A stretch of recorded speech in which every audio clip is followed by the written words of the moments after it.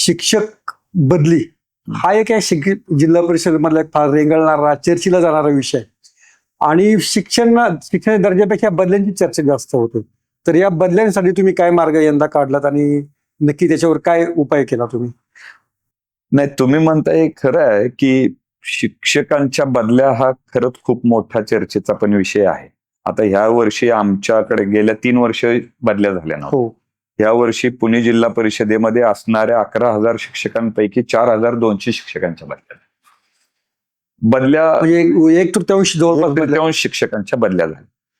त्याच्या बदल्या करण्यामागचा हेतू शासनाचा बरोबर आहे की त्याच्यामध्ये बदल असायला पाहिजे. एकाच ठिकाणी राहून एका प्रकारची लिथार्जी येते किंवा काही चुकीच्या गोष्टी घडू शकतात. मात्र काही ठिकाणी प्रॉब्लेम असा आहे, उदाहरणार्थ तो वारे गुरुजी आहे, ते असतील किंवा अजून असे काही चांगले शिक्षक आहेत ज्यांनी ती शाळा काही एका लेवलवर नेऊन ठेवली. म्हणजे तिथे आता त्यांच्या शाळेमध्ये 14 विद्यार्थी होते, आता 94 विद्यार्थी. बरोबर. मात्र आता बदली झाल्यामुळं, कारण हे बऱ्यापैकी शिक्षक ओरिएंटेड असतात, विद्यार्थ्यांचं शिक्षकांचं एक प्रकारचं रिलेशन होतं, मग पुन्हा पटसंख्या खाली येऊ शकते.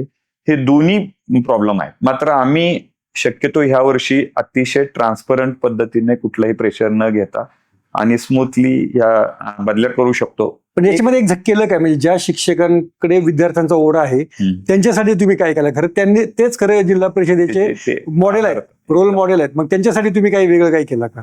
काय आहे, आता आम्ही एकतर पहिली गोष्ट आहे की ह्या शिक्षकांना आम्ही मेंटर टीचर म्हणून ठेवले. बरं. म्हणजे मेंटर टीचर म्हणून एवढ्यासाठी ठेवलंय की ते अगोदरच्या शाळेवर पण लक्ष देऊ शकतील आणि आता ज्या शाळेवर आहेत त्या शाळेवर सुद्धा लक्ष देऊ शकतील. बरेचसे, म्हणजे आश्चर्य वाटेल की काही गावाच्या गाव अशी उपोषणाला बसली होती की आमच्या शिक्षकाची बदली करू. ही चांगली गोष्ट आहे. चांगली गोष्ट म्हणजे ही एका प्रकारची चांगली गोष्ट आहे की लोकांनी चांगलं काम करतात. चांगलं काम बरेचसे आहेत. म्हणजे वाबळेवाडीचे आहेत, हे वारे गुरुजींची आहे, शेलार मेहमानवाडी म्हणून शाळा आहे तिथली आहे, कोयाळी पुनर्वसन शाळा, असे बरेचसे लोक गावकरी आले होते.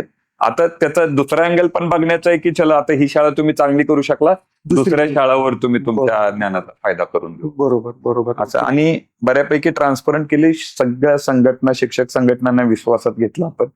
सगळ्यात पहिली गोष्ट, त्यांना आम्ही बदल्यांच्या बाबतीत पण विश्वासात घेतलं.